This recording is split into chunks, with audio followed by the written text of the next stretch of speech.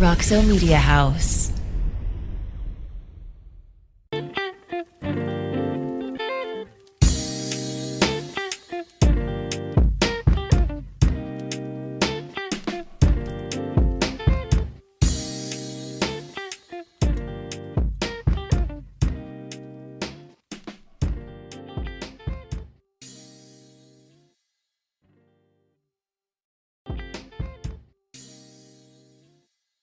So that was both good and bad. But yeah, I'm great. What a weekend. What a weekend it's been.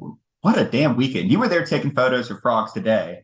Describe to me the vibes right when the field goal went through, because I know the student section got pretty quiet and they were expecting to rush the field, right? Yeah, so that was my favorite part of this whole thing. As I've told several people, I've never had a cooler experience than being on, like, as far as like being on the field, being present in the mix of a moment like that. I've never experienced anything like that as a sports fan. And so the whole time I had actually kind of moved myself towards the tunnel, the exit tunnel, during most of the late fourth quarter, because they were putting up the gates. The students were getting antsy. You could see them start to climb the fence. They were streaming in security guards. I actually had to walk through the TCU bench to get to either side of the field because there was nowhere else to go, because they were really trying to keep the students back. And so I had moved myself, to the other end of the field, the opposite end of where TCU scored. And then when they started doing well, being the good fan that I am, I stayed there. So my view was from behind, which was actually really, really cool. It ended up being a great vantage point. But I made the conscious decision. I was taking photos. And so I was like, I am going to hyperclick. I'm going to focus on Kel, and I'm going to hyperclick the entire time. And then I'm not going to watch the kick. I'm going to watch the players. And I'm going to watch the bench. And so I was just like, click, click, click, click, click, click, go, whatever. Like, I don't know. There was probably like 60 shots of just that, like 8 seconds or whatever. And then I turned to the reaction to the bench, and you just see these players, these coaches streaming out. There have been a bunch of like boosters. I guess part of NIL is there's just a lot more like regular people on the sidelines these days, because they're probably connected in NIL. And so all of these like old men are just in tears. And it was just people are just grabbing me and hugging me. I didn't even know who half of them were. Players are like hitting me on the shoulder, getting in front of my camera. Like, I'm hitting players on the shoulder. I'm like putting my arm around people. I don't know what's happening. It was just the most delightfully chaotic scene. And then I was like, wait a minute, take a moment, look at the student section, and just turning over to that and seeing they had gone from, rushing the field so fun. They had gone from like the highest of highs to just no emotion. And it was just the most delightful feeling to do that on the road, was just amazing. Oh God, I can't imagine. My dad was driving, so he listened to the radio call. But today, like, he and my mom and I rewatched the final 5 minutes. And Fox Sports cuts to this doofus in the Baylor. I couldn't tell if it was the student section or just the stands. And he had like a bear hat on and like a bear chin strap, and he looked so defeated. And all I could think of, I think it's forgetting Sarah Marshall, I love you, man. I can't remember, but it's Jason Segel. And he goes, I wish I wasn't wearing this effing shirt. And that's what I wish I wasn't wearing this effing hat right now. Just that.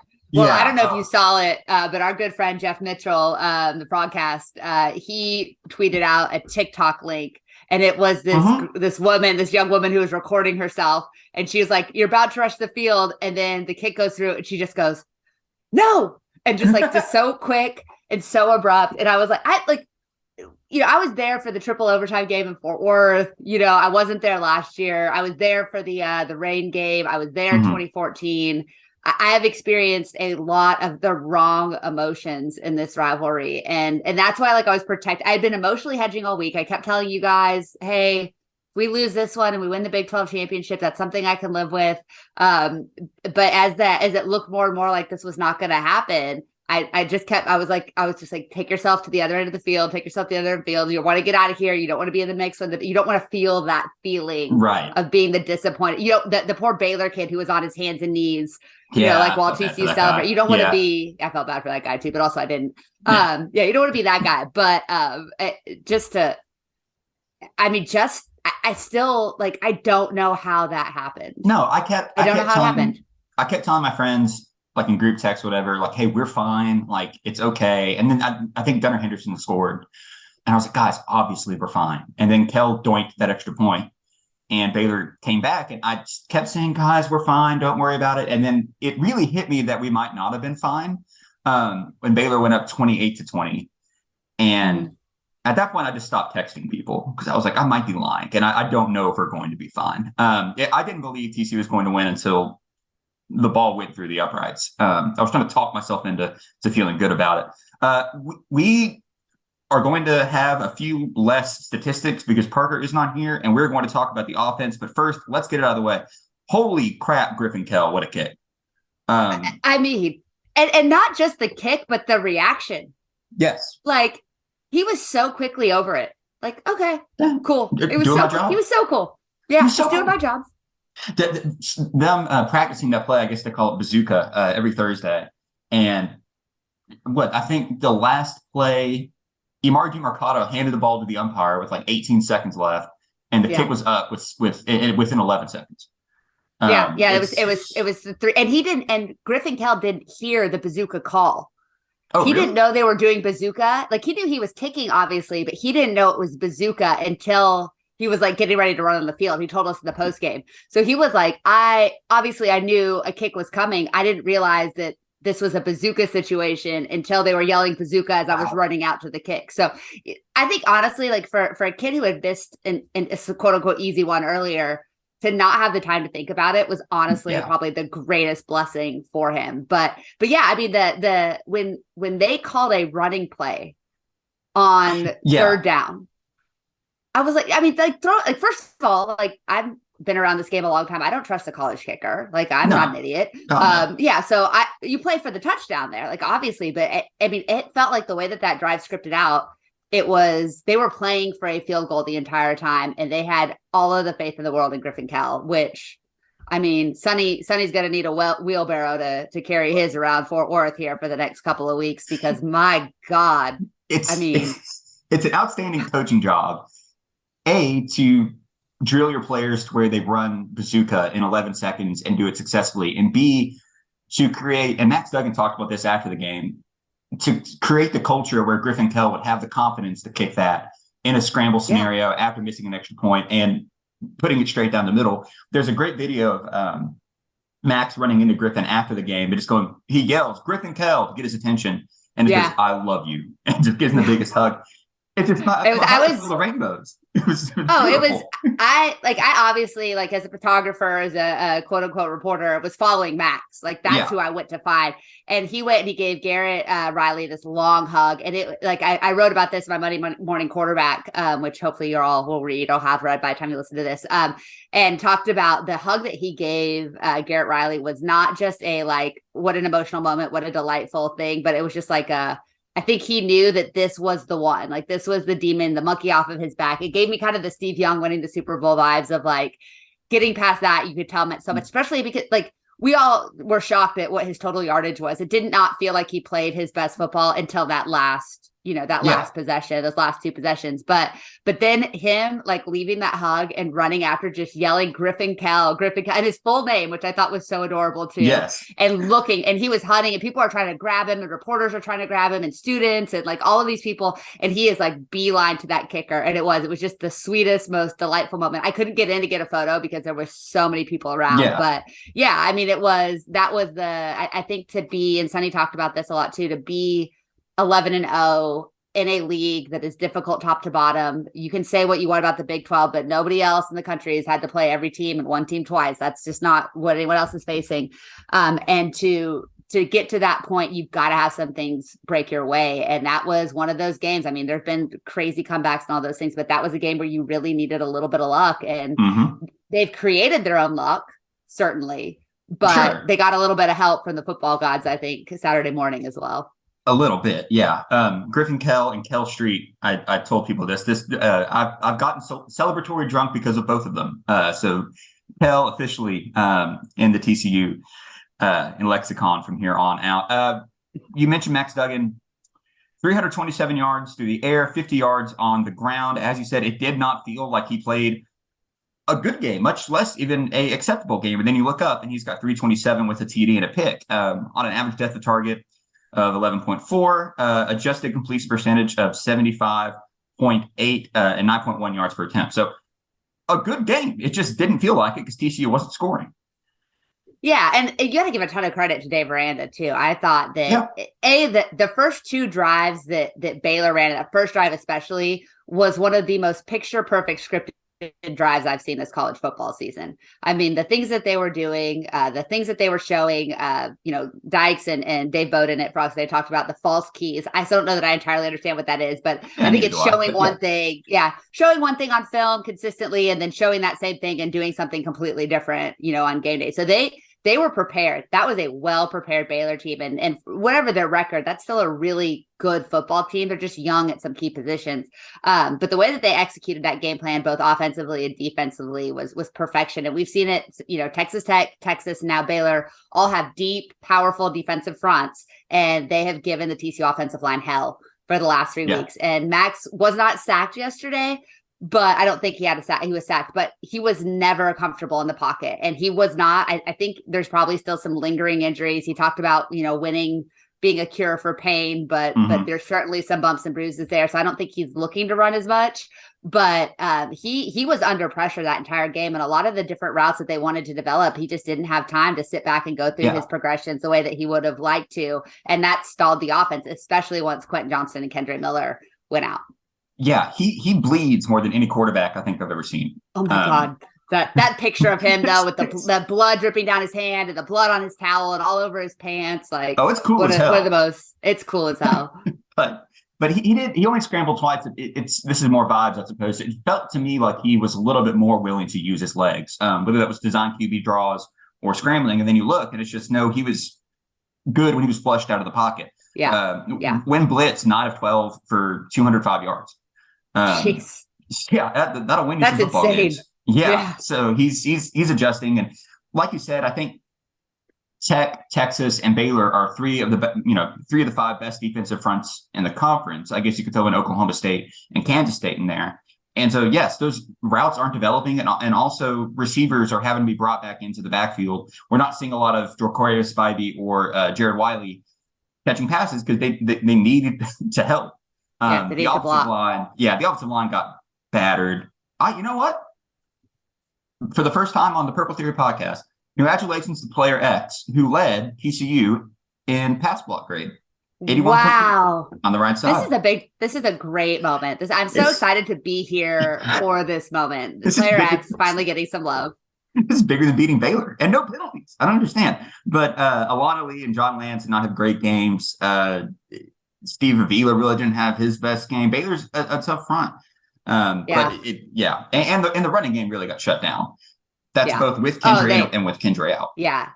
Well, but the thing that I think really, and I don't know if we're talking vibes or offense now, but the thing that this running game, okay, we're good. The running game all throughout the season has come alive in the second half, and that's been when TCU has made those comebacks, because that offensive line, though they may not be the most skilled or talented group, they are big dudes and they do lean on you. And so I think that what we saw is when stuff got hot and the fire started burning, I mean, Amari had not the biggest runs, but the most productive runs. Max had those two designed. One was definitely a designed run. The other one probably was not, but they are still able to break through when they need to. And they did so without the threat of Quentin Johnston, without the threat of Darius Davis.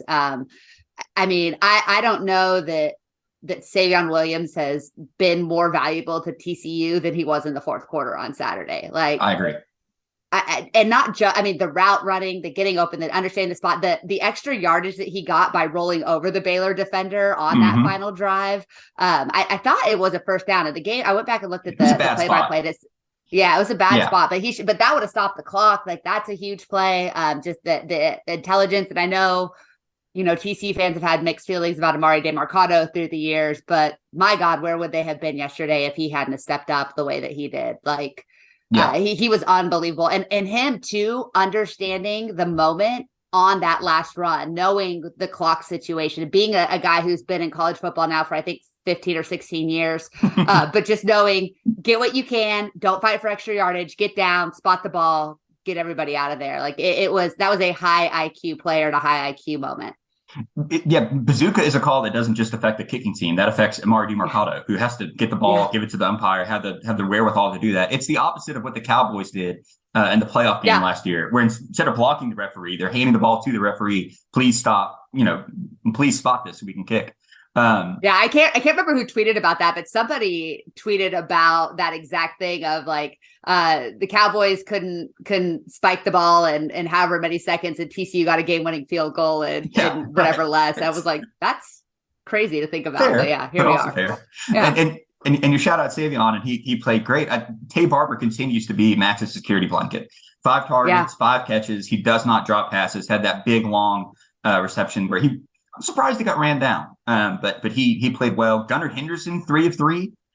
The Gunnar Henderson drive was not something I had in my notebook going into this game, but sure, we'll take it. That was fun. Jeremy Clark has never been happier than Gunnar Henderson scoring a touchdown. Like, he needed a moment. It was the most delightful thing. Yeah. It like when we were like, I don't know how much we want to get into this, but there's a long history of people covering TCU being upset about the people that were fed in media availability, right? Like, there have been some questionable. Yeah, there have been some questionable decisions under the previous regime of guys that we would get, consistently. Yesterday was the first time that I looked up and I was like, we're getting Griffin Kell and Gunnar Henderson, and I've never been happier. Like, for those two guys to have that moment, like at the press table, was just that tells you, because that means that things have gone either weirdly well or really, really badly. Really bad. And so for Gunnar to kind of have his moment, I mean, that's a kid who played at Incarnate Word, who walked on to TCU. He's the actual Baker Mayfield, what Baker Mayfield wanted his story to be. Gunnar Henderson is actually that story. Yes. And so for him to get that wide open and then to make another huge catch, in that fourth quarter too, it was pretty awesome to see a kid like that does work really hard, runs excellent routes, get rewarded. Yeah, I'm shocked. Like Coy McMillan wasn't trotted out at any point this season, just to kind of throw things back to the old regime. It's nice to have actual people. Yeah.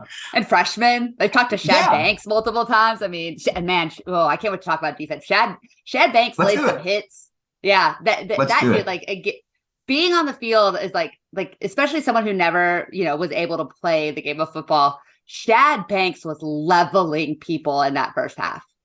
I mean, absolutely leveling people. That kid's big, and it hits different. And then D Winters had another one too on Blake Shapen that I was like, this is why I'm glad I don't play the sport, because it looked awful. But man, Shad was everywhere. And I think I was looking at some of the advanced stats this morning, and he had a heck of a ball game too. He didn't play as much in the second half, but I thought in the first half he really, really impacted what Baylor was trying to do offensively. Yeah, I think he has the 3rd highest tackling grade of any player from that game for TCU. The Shad Banks snap count was 24. I thought he was outstanding. Like you said, he was shot out of a cannon and set the tone early. I thought Bud Clark, Melissa, I have some property I'd love to unload on you. I think I have a timeshare maybe. Bud Clark Island. Yes, he played so unbelievably well and had such timely breakups. He also had 7 tackles. He was targeted 8 times, gave up only 5 receptions.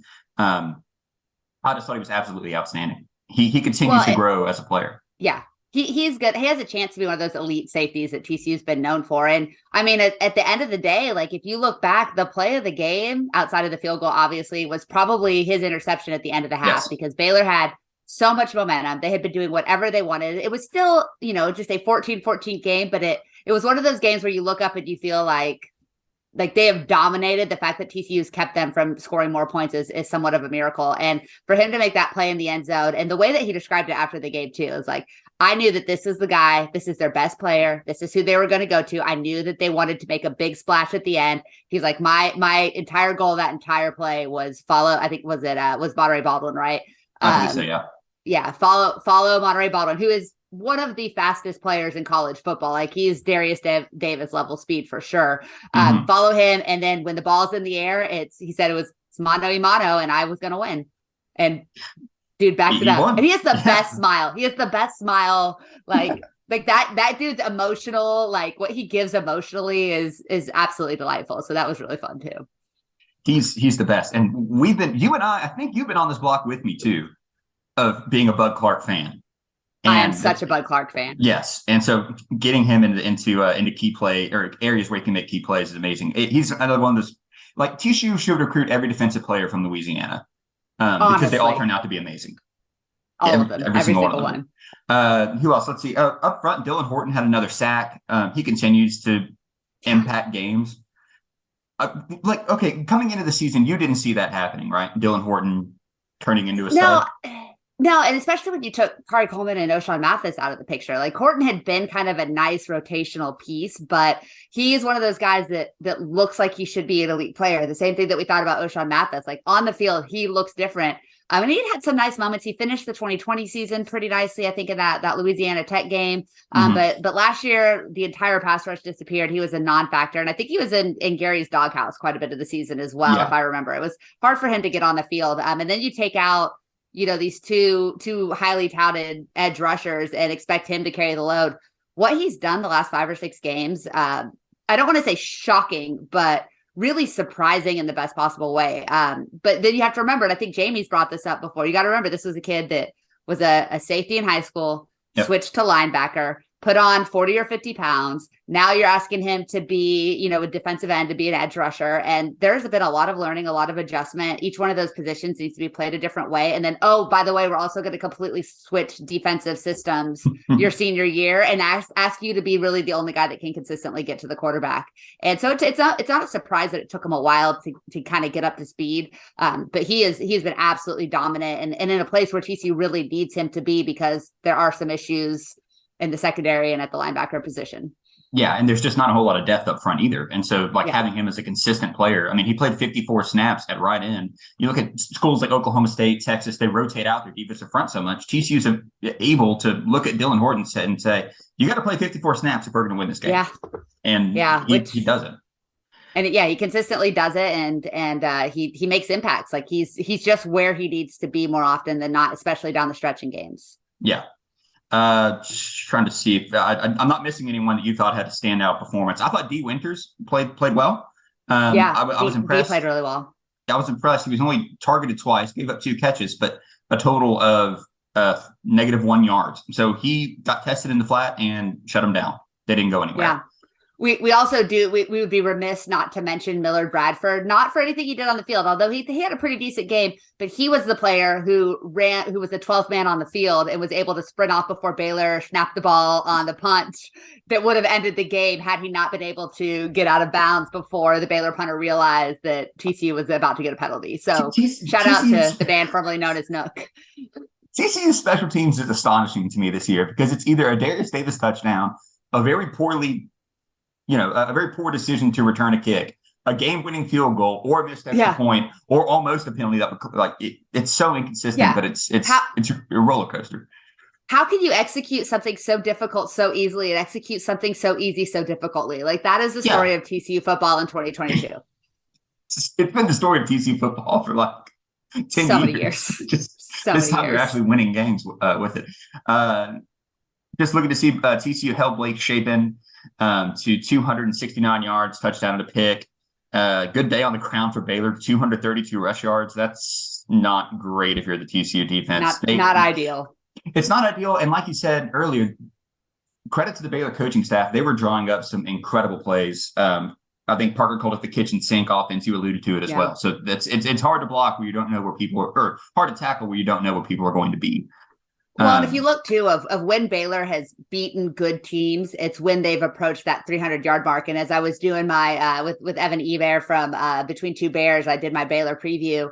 He said that for Baylor to pull off the upset, they were going to need 300 yards. He's like, if they rush for 300 yards, then I guarantee you they've won. And for a while, it looked like they were going to get to that magic number. Yeah.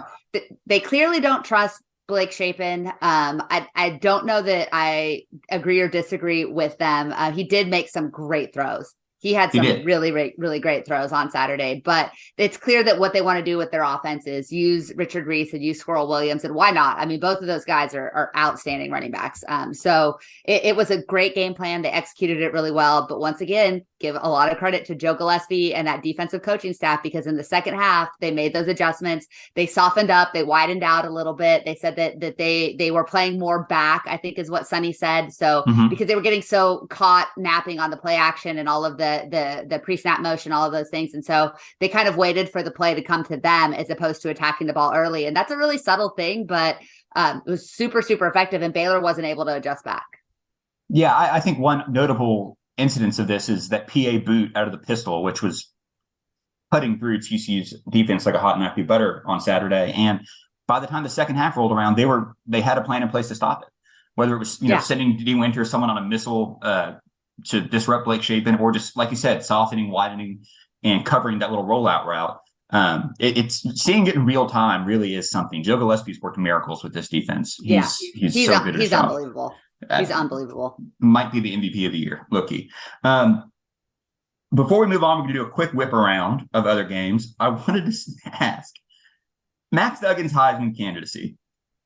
It's not real, but it's becoming very real to at least get invited to New York. I think that you cannot have a quarterback at the Power 5 level that has put up the numbers he's put up and has taken his team to the record his team has and has had more of those signature moments and not invite him to New York. Because I decided because I'm a glutton for punishment and I like to get angry on the internet. You know, I was kind of like, so last night it was all about Caleb Williams. So because that's the new hot thing, right? And it's USC and it's LA and blah, blah, blah. And so Caleb Williams, CJ Stroud, everyone now is like, those are your two lead guys. Max is not that far behind him. They've thrown for a few hundred more yards. They've thrown for a couple more touchdowns, but it's all the same thing. I think Max is like 25-3 now, or 26-3. Caleb Williams, I think, is like 31-5. CJ Stroud is like 30-3. So they're all like, it's not that much different. But Max he's played in front of a College game day crowd on the road twice and took his team to wins. He's played in front of a Big Noon Saturday once on the road, gotten his team to win. He's played he's had the national spotlight. I think TCU's played on 5 network games at this point and has 1 or 2 more remaining. So it's not like he hasn't had those big moments. It's just, he's at TCU. If he was doing what he was doing at Texas, Oklahoma, USC, Florida, anywhere else, like no doubt that he's an invite. But I think with his story, with the way that he handles himself, he's just such an easy guy to root for and to promote nationally. I think I would be shocked at this point if he doesn't at least get an invite. I don't expect him to win. No, I think he Stetson should Bennett's gonna absolutely. win, yeah. Oh God, yeah. It's like you might be right. I think if Caleb Williams takes USC, wins the Pac-12 championship, and makes the college football playoffs, I would not be shocked if he ends up taking the late rides. Because it's all about the moment, right? And Baylor struggled yesterday, Georgia struggled yesterday. Ohio State's, there's been a couple of those games that haven't looked as good. It's going to be really, really fascinating to see. But I think Max there with his story and just everything that he's put together, his career, deserves to at least be one of the five folks out in New York City. We'll see if it happens. We'll see. I've had a lot of people that are fans of different schools. Like I know Hunter Cook, I know some other people were like, I hate how much I like Max Duggan. Like I'm trying very hard not to root for Max, and somehow I think it makes me do it. It was gross seeing Urban Meyer praise him. I didn't like that. Yeah, I didn't like that at all. Kind of made me it's not great. Okay, let's do quick whip around. Kansas State beat West Virginia 48-31. Neil Brown continues to try to get fired and not do it successfully. Kansas lost to Texas 55-14. I don't care. Lance Leipold should still be in the running for like some sort of award. Oh, for sure. Absolutely. Absolutely. Texas Tech 14, Iowa State 10. Matt Campbell should not be in the running for any more awards. No. That game to me, I was paying very close attention to because I wanted to make sure that Iowa State had nothing to play for. And if they were playing for bowl eligibility, that would have been rough. I can't wait to hear about all the culture though that we're going to hear about over the next couple of days because we know they're going to play well because of the culture in that program. It's a school that would not have pulled off Bazooka successfully, Iowa State, because they don't have a special teams coordinator. They don't have a special team. 100%. Oklahoma. I'm interviewing Levi Stevenson later today for Wide Natty Light, and I can't wait to ask him about that. What would Bazooka look like in Ames? Just curious. There's no way they get onto the field. No. Oklahoma scored 28 points in the first quarter and decided it was done and beat Oklahoma State anyway, 28-13. A very strange game, but that's Bedlam. Anything can happen, and then Oklahoma wins at the end. Yep. Let's see. I know I'm missing a couple of big ones. South Carolina 63, Tennessee 38. Feel really bad for Hendon Hooker. Yeah, that's brutal.